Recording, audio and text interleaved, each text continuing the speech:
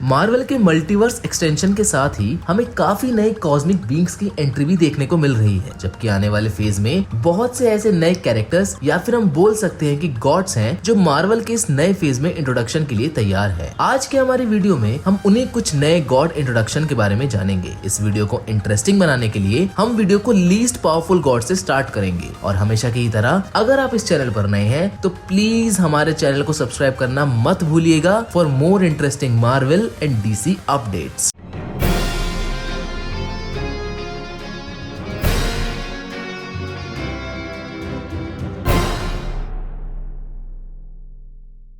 सबसे पहले हम जिस गॉड एंटिटी के बारे में आपसे बात करने जा रहे हैं उसका नाम एरिस है। एरिस एक ओलंपियन गॉड है जो ज्यादातर सुपर हीरोज के साथ कॉन्फ्लिक्ट के लिए जाना जाता है और पर्टिकुलरली थॉर के साथ। वैसे तो अभी तक किसी भी ओलंपियन गॉड का MCU में इंट्रोडक्शन देखने को नहीं मिला है सिवाय एक दो रेफरेंसेस और कनेक्शन के, इसीलिए अब ये देखना बहुत ही इंटरेस्टिंग होगा कि एरिस कैसे MCU में इंट्रोड्यूस होता है, और वो भी थॉर लव एंड थंडर के बाद, जहाँ ओलंपियन गॉड ज़्यूस का इंट्रोडक्शन हमें देखने को मिलने वाला है। अब एरिस के बाद जिस गॉड का नंबर आता है उसके चांसेस अभी तो फिलहाल में इंट्रोडक्शन के सबसे कम है, जो जापानीज गॉड माइथोलॉजी का हिस्सा है। हम यहाँ बात कर रहे हैं कागुत्सुची की, जो एक जापानीज ओरिजिन गॉड है, एक ऐसी पॉकेट डायमेंशन का जो एडजेसेंट है अर्थ के। कागुत्सुची एक फायर गॉड है सिमिलर टू ह्यूमन टॉर्च, लेकिन उससे कई ज्यादा पावरफुल। अगर कॉमिक्स की बात करें तो कागुत्सुची थॉर एंड हरक्यूलिस एनसाइक्लोपीडिया के इशू नंबर 1 में अपीयर हुआ था। सिंस अब मार्वल अलग अलग माइथोलॉजीज को तो अनवील कर ही रहा है, तो यहाँ भी पॉसिबिलिटीज है कि हमें शायद कागुत्सुची का इंट्रोडक्शन MCU के इस फेज में देखने को मिल जाए। अब जापानीज गॉड कागुत्सुची के बाद जिस गॉड का नंबर आता है वो गॉड ही शायद इन्फिनिटी वॉर जैसे बड़े सीक्वेंस के लिए जिम्मेदार है, जिससे पजेस होके मैड टाइटन थैनोस ने इतनी तबाही की थी। हम यहाँ बात कर रहे हैं डेथ की, जिसका प्यार और अफेक्शन पाने के चक्कर में थैनोस ने इन्फिनिटी वॉर छेड़ दी थी। वैसे मार्वल सिनेमैटिक यूनिवर्स में अभी तक तो हमें डेथ की एंट्री नहीं देखने को मिली है सिवाय एक दो रेफरेंसेस के, जिसको पहली बार सुनने में तो मुझे थैनोस का सार्काज्म लगा था।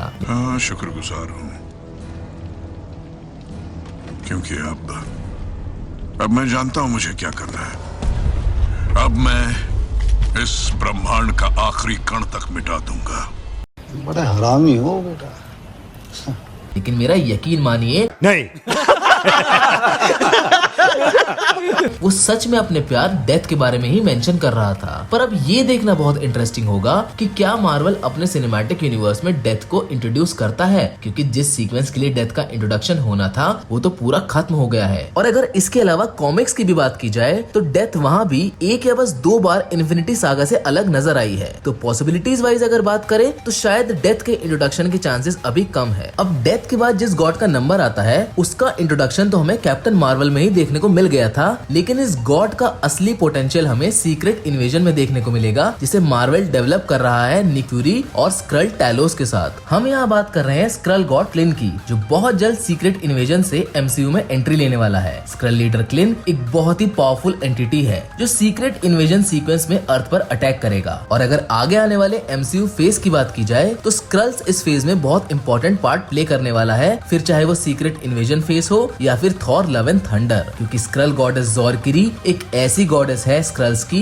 जिसे गॉर द गॉड बुचर मार देता है, जो थॉर से सीधे कनेक्टेड होती है, जिसकी बॉडी को उसके मरने के हजारों साल बाद थॉर रिट्रीव करता है। अब जिस गॉड की हम आगे बात करने जा रहे हैं वो भी सीधा थॉर लव एंड थंडर से ही रिलेटेड है, लेकिन उसकी एंट्री कंफर्म नहीं है। पर अगर उसकी एंट्री मार्वल के सिनेमैटिक यूनिवर्स में होती है तो हमें एक और पावरफुल गॉड थॉर की तरह ही देखने को मिलने वाला है। हम यहाँ बात कर रहे हैं हरक्यूलिस की। हरक्यूलिस एक और ओलंपियन गॉड है जिसे ऑडियंस MCU में देखना चाहते हैं, जो शायद अपीयर भी हो सकता है थॉर लव एंड थंडर में। हरक्यूलिस ओलंपियन किंग ज़्यूस और एल्कमीना का बेटा है। हरक्यूलिस मार्वल हिस्ट्री में काफी बार अपीयर हो चुका है, जबकि उसका सबसे लेटेस्ट सीक्वेंस वर्ल्ड वॉर 2 के दौरान था, जब वो एवेंजर्स के साथ मिलकर एरिस से लड़ता है। मार्वल यूनिवर्स में हरक्यूलिस को थॉर का सबसे बड़ा राइवल भी माना जाता है, इसलिए यहाँ हरक्यूलिस के इंट्रोडक्शन की पॉसिबिलिटी सबसे ज्यादा है। अब हरक्यूलिस के बाद एक और ऐसे गॉड का नंबर आता है जो थॉर और एसगार्ड के साथ कॉन्फ्लिक्ट के लिए जाना जाता है। हम यहाँ बात कर रहे हैं अमित्सु मिकाबोशी की, जो एक जापानीज गॉड है। अमित्सु मिकाबोशी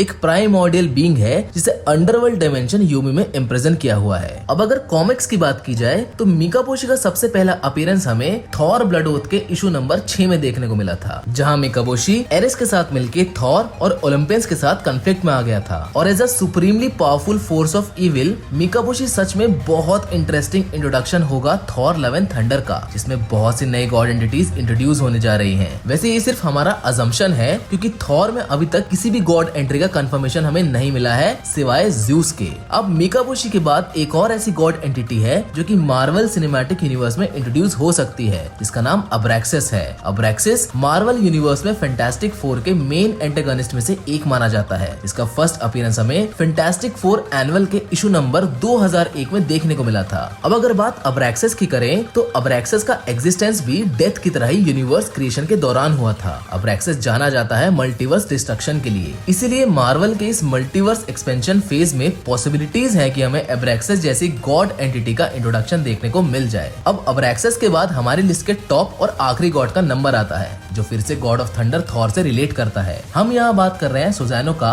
जो कि एक शंटो गॉड है स्टॉर्म और सी का। सुज़ैनो का सबसे पहला अपीयरेंस हमें थॉर एंड हरक्यूलिस एनसाइक्लोपीडिया के इशू नंबर 1 में देखने को मिला था, जो सिल्वर सर्फर के साथ टीम अप करके अर्थ 616 को मिकाबोशी जैसे डेमोनिक गॉड से बचाता है। और इसके भी मार्वल यूनिवर्स में इंट्रोडक्शन के चांसेस काफी हाई है, क्योंकि सुज़ैनो भी थॉर के अलोंग ही लड़के दुनिया को बचाता है। पर जैसा मैंने पहले भी बोला था कि ये हमारी अजम्पशन है और मार्वल स्टूडियोज बहुत अनप्रेडिक्टेबल है, हम मालूम है तेरे बाप को मत सिखा चल। इसीलिए वो कब किसे इंट्रोड्यूस कर दें ये कहना बहुत मुश्किल होगा। पर फिलहाल तो ये समय है थॉर लव एंड थंडर का, जहां हमें इन सारे राज पर से पर्दा उठते हुए दिखाई देगा। तो वेल दैट बीइंग सेड, आज की वीडियो को तो हम यहीं पर रैप अप करते हैं। लेकिन अगर आपको ये वीडियो पसंद आई हो तो इसे लाइक, शेयर और हमारे चैनल को सब्सक्राइब करना ना भूलिएगा।